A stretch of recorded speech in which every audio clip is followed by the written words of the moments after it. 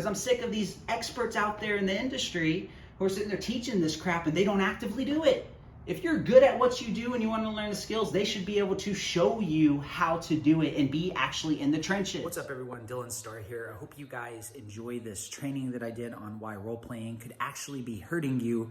And if you guys stay to the end of this video, I'm actually going to share with you in the video as well my 3 tips that I use for myself and that I implement with our team to help them improve on their sales calls. This is going to help you way more than doing actual role plays. So you're definitely going to want these tips. Hope you guys enjoyed the video. If you like this video, let me know in the comments below. Any feedback, things you love, things you hate, I don't care. I got thick skin. It is what it is. If you love the channel, make sure you please show your support. Smash the bell notification, subscribe to the channel. I'm super pumped to have more trainings come out for each and every one of you. Go check out the training. Let's go ahead and pretend like we're throwing a football. It pretends like we're running drills, said no professional sports coach ever. Why? Because that's not practice. And today I'm going to talk about why role-playing is actually hurting you if you are legitimately in a business. B2B, B2C, I don't care. If you're trying to be a closer, if you're trying to run your own organization and have a team of closers and sales reps, right? I want to talk today why this right here is not training and why this right here is not how you increase your skill, especially in an efficient manner, and most cases is an absolute waste of time. Yes, I'll say it again. Most cases, role-playing, contradictory what anyone else is going to tell you, is an actual waste of time. So what do I mean by that, and what are you supposed to do instead, right? Well, first of all, let's go off of the sports analogy, okay?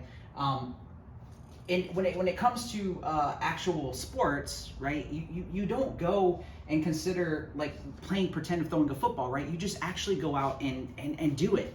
And what's amazing to me is when a lot of people are looking for an opportunity of being a part of our organization, right, as a sales rep or a closer, appointment setter, whatever it is, or looking for opportunity in other organizations, the number one thing that a lot of people first tell me is they go into how many hours they put in role playing. And not only that, even worse, I mean, these are people who have actually never closed before. And in my mind, I just can't understand or comprehend why anyone would think that this is going to be effective than actually doing the real thing, which is getting out there and playing the game, being in there and actually developing your skill set, right? I don't want to confuse that, right?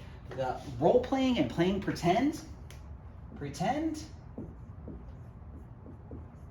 right? Pretend isn't for business, right? Pretend is for gaming. And I'm not going to sit here and say that pretend and gaming is for a bunch of losers because I play games. I'm going to be talking about myself, whatever, right? So what do you have to do instead in order to increase your skill, right? Maybe you're watching this video, you're like, okay, cool, whatever, what's your point? How do I increase my skill?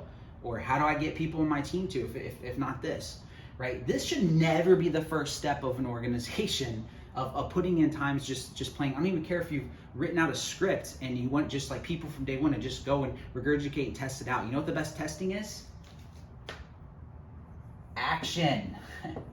Literally being on the field, going out there and practicing in a real world scenario is literally the fastest way to start developing the muscle of your skill for doing sales and actually closing deals. Not sitting here and playing pretend. I cannot tell you how many times I've had people brag over the amount of months, like if we're to put into hours, I mean a ridiculous, I don't even remember what it was. It was so many hours of role play that someone had told me they'd done before, and insane to me, and they were absolute garbage over the phone. No way of dealing with resistance. Tonality was horrible. Just wasn't there, right? So this, guys, I'm telling you, is not it, right? Even now today, right? When people come on to our team and I literally tell them, cool, you know what their training is for my team? If you guys stay to the end of the video, I'm also going to give you guys, I'll tell you guys my process for developing my own skill, what I do on my own calls, and how I do it for my team members. You guys can literally Literally steal my process, do it for yourself. This is how you get better and better in a much faster manner than doing role playing, okay? But taking action and literally just get thrown to the wolves. Get out there, go onto the field, get in there, see what happens. What did you do wrong? What did you struggle with, right? So a mistake most people will do is you'll do a whole like scripting scenario of selling a product or something out of thin air, and you'll go to somebody and they'll give you resistance. And sometimes, and I've heard role plays from people before, they'll say the most ridiculous things and objections that would never happen in real life. And I'll sit there and I'll laugh to them, and then they'll be like, well, they'll say something and I'll giggle, and then they'll be like, well, why are you giggling? But because that never happens. I've been on so many calls, just at this point in stage of the conversation, that just doesn't happen. So you're never going to get really good feedback, especially if you're an entrepreneur and needs your own business, from the marketplace if you don't actually go out there and see what happens, right? So you want to start with action first, always. Literally just go out there, take action, throw them to the wolves, and then go ahead and let them get the practice in and then get feedback. Now, through action, right? Now you may be watching this, you're like, you know what if Dylan, what if I'm interested in getting closing, but I have no way of taking action, right? Should I still role play? Should I still be doing this? Should I be putting my time? The answer is no, not even no, but heck no. This is a waste of your time. If you're trying to get into the position where you're developing your skill as a sales rep, or if you're even worse, if you're a single entrepreneur in the B2B space and you're trying to start your own company, you should be out there selling, not role playing and wasting time. So the first action step that anybody should be doing is not this, it should be out there hunting, taking action, hunting for an opportunity to be able to take action, right? Let me say it again, hunting for action, finding an opportunity to get your shot to be able to develop your skill set, right? Literally, and same thing with sports. If you really want to get into football, you just go out there and you find a league that you can actually go out there and practice and play for, right? Not out there pretending like you're doing drills and pretending to throw football. Just freaking go find a league and go out there and get the practice in real life, okay? Step one, action, hunting, boom, right? Now, there is a time and place to where role-playing makes sense for an organization, okay? This is actual real-life scenarios of something that comes up on the phone, right? Maybe it's resistance or an objection that you get from a prospect, a real objection that happens in real life from your marketplace telling you that this is a problem, right? Maybe it's a question that was asked to you or a representative on your team that literally just threw them for a loop. They're like, man, I've never been asked this before, right? In that one specific case and scenario, right? Even then, it's okay. I still wouldn't put a lot of time to this. I would literally address that one question. I'd map it out and be like, okay, cool, ask me the question. Let's say it this way, let's set it that way. And guess what? Done. Role play ends. You know what I do? I'm back to here again. I'm back to here waiting for the opportunity to test out what we just came up with and taking action to see what happens in a real life scenario, right? That's how you actually increase your skill and have your team increase their skill. So I literally am a firm believer in giving people the opportunity to shine. Let them get uncomfortable and literally just throw them to the wolves. Of course you train them, but the best kind of training, literally the best kind of training, and what we do for our team, I'm gonna go ahead and give you the formula and tell you right now. How do the greatest people in sports actually get better over time? What do? They review the plays, right? They literally review the plays. I'm not gonna erase all this. I'm just gonna make it as pretty as I possibly can. They literally review the plays, right? So one thing that I always do, and that we do for our team, first of all, for my training, is on day one. So for instance, we just onboarded as of today 3 new individuals who today was day one, got them onboarded to our team, and you know what their training was? It wasn't role playing. It was literally being on Zoom with me, watching me live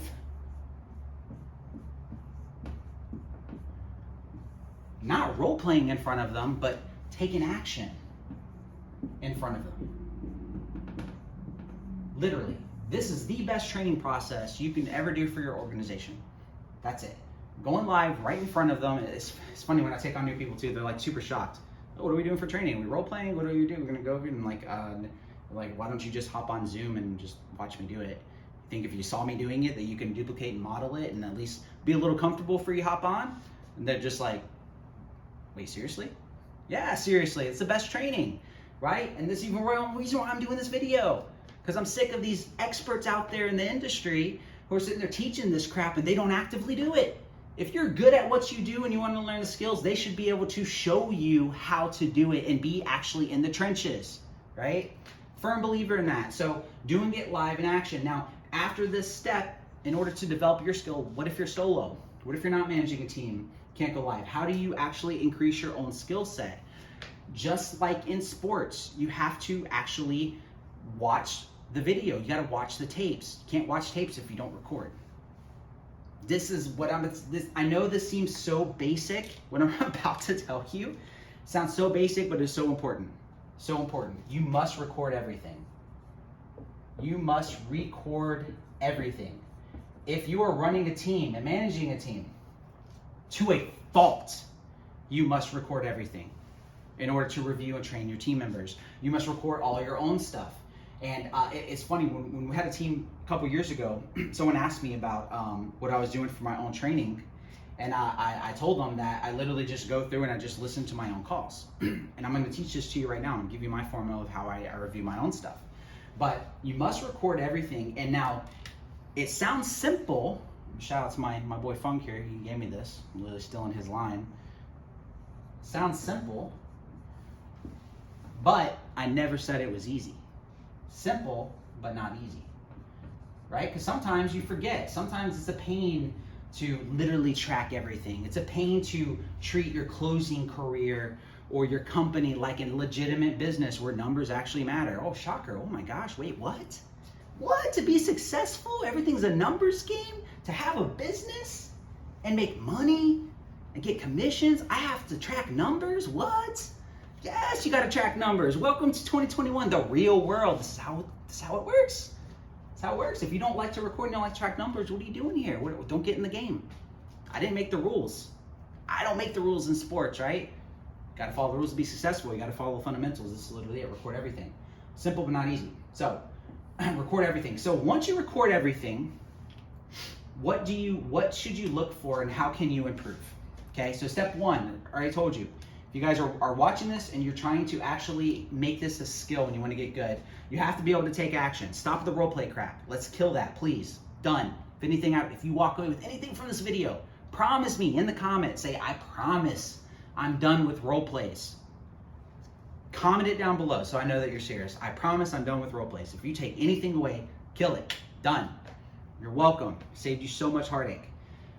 Take action, find the opportunity to be able to take action and actually get in the trenches. Once you have your opportunity, now you're gonna go to actually recording everything that you do. And there's certain key things that you wanna look for on your calls or other people's calls if you're reviewing them, right? The biggest thing that's gonna come up in your calls that you wanna look for of why it did not turn into business. Obviously things like tonality, all that stuff, yeah, of course that's important, but the most important, number one, is going to be your introduction, your intro, literally everything. I can go through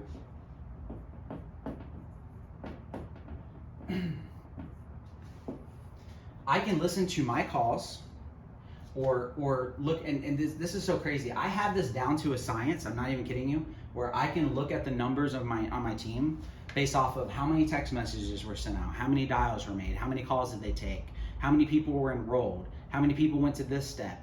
Just from looking at the data of different individuals, I can look at the numbers and know that it comes down to the intro. I can literally just look at the numbers and be like, oh, I gotta go to this one representative. He's struggling right here, guarantee you it's the intro. Every single time. And so the first thing you wanna list for is how's the introduction of your call going, right? This is what you wanna review for yourself and your team, number one, okay? Introduction absolutely matters, that's number one. And then based off of that, That's where you want to fix. What was the prospect's reaction, especially if you're in an outbound game, right? If you're calling somebody out of the blue, you're reaching out to somebody, if you're watching this video, then, oh no, outbound, I have to pick up the phone and call somebody, you're on the wrong channel. You need to go to the other losers out there who just do inbound closing, because that's not sales, that's not real business. So definitely don't follow this channel if that's your thought process. You better get good at actually being able to pick up the phone and dial, because they both matter, right? This is legit business, guys. Introduction, and then number 2, the thing you want to learn for is uncertainty, right? At what point in time, and it always there, this is what I look for in my own calls. At what point in time did I make the prospect feel uncertain? What did they say, or what question did they ask me? What question did they ask me that my response just didn't sound certain? Did it come through in my voice to where like I just sounded unsure? Was it something I legitimately didn't know the answer to, and I was like, crap? And I tried to give them an answer, but they couldn't feel it. Through voice and tonality, you can feel uncertainty come from anybody, right? The prospect can feel uncertainty come from you, and also come from your team and your reps, right? So uncertainty, this right here, it's always comes down to these 2 things every single time. Introduction, where did I spark uncertainty? And if you find that part of uncertainty, like, oh, you know what, this was it, this is where I screwed up, this is what I did wrong, right? And maybe it's one line, then, and only then, is it okay for you to go to somebody on your team and say, hey, I screwed up in this part, the prospects felt uncertain because they asked me this one question, how would you handle it? What would you have said differently? What would you have done differently? Notice how you would never know this if you weren't taking action and you don't record your calls, right? Not by doing role plays and pretending up front. Now, at this point, if you want to do a couple of role plays and map it out with your buddy or whoever a little bit, not putting hours of time in, and say, okay, cool, let me test this out. Say it, boom, boom, boom, cool, good, you got it, you're done. Now go back and test it. You will know next time when you're out on the battlefield and you're on the field performing to be prepared for this one situation, because you reviewed the damn tape like professionals actually do when recording your calls. And the third one, give you a gold nugget. I always like to ask me these 3 things. Even if a call goes well, sometimes I like to go back and review my calls that actually did close. I want to know like why, what I did. I still always want to strive for being better. Okay, I'm not trying to be this master sales guy or the best in the world, yada, yada, yada. I'm always striving to be better and better and better and better, period, right? If you master something, there's no room for growth. You're literally here. But if you're always striving for improvement, it's inevitable that you just keep going up little by little. That's why at an elite level of sports, somebody at the top level, at Olympic level, if they can just get 1% better, just 1% better, it makes a huge jump over the competitors, because that's the level that they're at. Now here, I always just ask myself, what 3 things could I improve on? That's it. I just ask myself this question, what 3 things? I learned this back when I was in car sales. Don't remember the individual's name that taught it. He was an awesome guy, very, very good at what he does. And I'll never forget the day when he told me this when I was there, and I'd never done car sales or anything like that before in my life. And I've always carried this with me. What 3 things could I improve on? Right? And sometimes you can even go to your peers and ask them the same thing. Hey guys, could you review my call and do me a favor? Ask me what 3 things could I improve on? Because sometimes from reviewing the tape, you're not going to be able to see what other people can see. And sometimes when you ask yourself this question, you will nitpick and look and see, okay, what can I do while reviewing the tape and reviewing my recording?